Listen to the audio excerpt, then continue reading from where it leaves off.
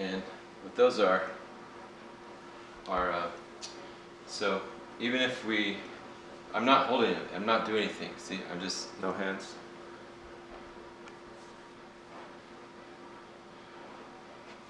I mean, the hands, if I do it with holding, okay, if I do it with holding, right, if I'm holding the wrist, then it's feeding in here, and then this becomes a takedown, but like an arm drag, right?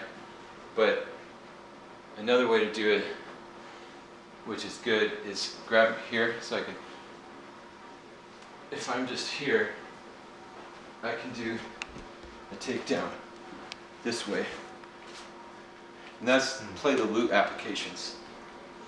So you're not having to I'm not grabbing anything. grab, your hands are open. Hands are just open. And I've got it kind of locked in, but I'm either taking ground, circling. That's where the circling comes in that we talked about, the circling. So, yeah. So that's the principle of taking ground And circling. Yeah. and then Circling to take them down to the ground. and then you do both at the same time. Power's in that circle. Yeah. Okay. So that's good. So that was some Tai Chi Chuan.